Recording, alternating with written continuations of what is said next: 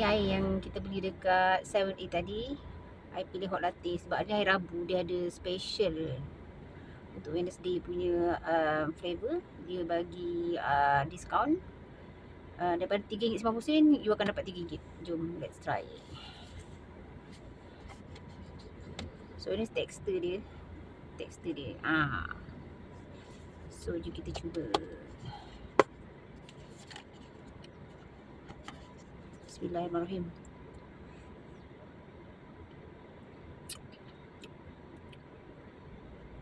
Sedap, dia tak terlalu keras, tak terlalu cair. Dan you boleh request kalau tak nak gula. Sebab I tadi request I tak nak gula.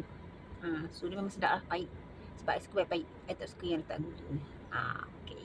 So you all boleh try. Dia tak mahal dan tak murah sangat. Okay, just nice. Bye.